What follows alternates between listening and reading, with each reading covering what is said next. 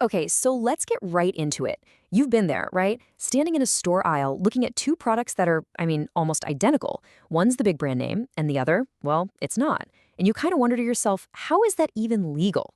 Today, we're going to walk right up to that line, the really important legal difference between just causing a little bit of consumer confusion and actually committing outright deception. And really, it all boils down to this single question. When one product looks a whole lot like another one, is that just clever, fair competition, or is it an illegal copycat trying to trick you? The answer you might find is a little surprising, and it all comes from a huge landmark court case. So, let's set the scene. Our story kicks off with something we see in stores all the time, a confusing resemblance between two products that ended up sparking a massive legal fight.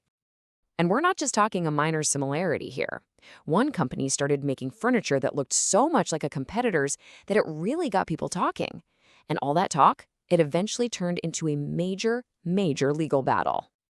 This brings us to the main event, the case at the heart of it all. Let's call it the furniture face-off. This is where things really, really got interesting. So, the two companies in the ring were Parkdale Custom Built Furniture and a competitor named Puxu. Parkdale basically accused Puxu of misleading people because their furniture was so similar. Now, this wasn't some small-time dispute. This thing went all the way to the highest court in the country. The stakes? They were absolutely massive. So, here's kind of the tale of the tape. On one side, you've got Parkdale. They've got the original design, they're established in the market. On the other side, you have Puxu, who comes along with a competing product that, you guessed it, closely resembled Parkdale's design. This whole thing led to accusations of misleading conduct, and the entire case really just hung on that one idea, close resemblance.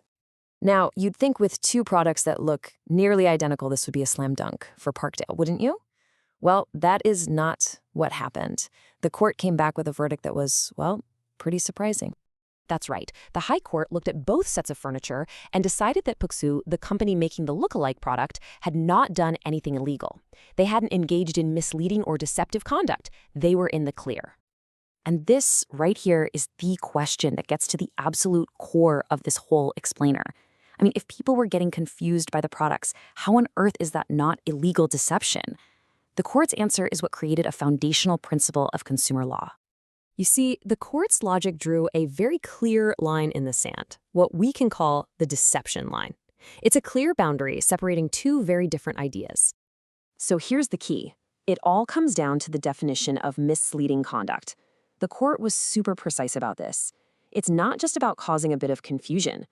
To be illegal, the action has to lead a consumer into actual error. That last part, actual error, that changes everything. And this lays it out perfectly. On the one hand, you have mere confusion. This is when a customer might pause, they might wonder, they might feel a little uncertain. They're just not quite sure. The court says, you know what? That's totally fine, not illegal. But on the other hand, you have deception. This is when a customer is actually led into a mistake. They're mistaken about what they're buying. That is when you've crossed the line and broken the law. This one line from the court's decision really sums it all up. It's the big takeaway that has shaped how companies compete ever since. Just because you have to do a double take doesn't mean you've actually been deceived. So how does a court figure this out? Well, they use this pretty simple logical test. First, they imagine an ordinary, everyday person, not an expert, not someone who's distracted or in a huge hurry. Second, they assume that person is taking reasonable care. They're not just grabbing stuff off the shelf blindly. And then third, they ask the big question, would that person acting reasonably actually be mistaken about who made the product? In the furniture case, the court basically said a reasonable person would check the label and wouldn't actually be led into error. Okay, so that's a really fascinating legal point, but what does it actually mean for us, in the real world? Let's break down why this line matters so much. This principle is pretty much the foundation of a competitive market. It protects us from being genuinely tricked, but it also stops huge brands from just suing any competitor whose product looks a little bit similar. It's the reason a grocery store can have its own brand of cola sitting right next to the big guys, giving us a choice. It's all about finding that delicate balance between protecting the original creator and making sure there's healthy competition for all of us. So if you remember just one thing from all of this, make it this. The law is there to stop companies from tricking you into a mistake. But it's not there to get rid of every single moment of uncertainty or confusion you might feel in a store. And that brings us to the final question, and this one's for you. The next time you're out shopping and you see two similar products side by side on a shelf, think about this. Where's that line? Is the company just creating a little wonderment, or are they actually trying to lead you into making an error? Because knowing the difference, well, that makes you a much, much smarter consumer.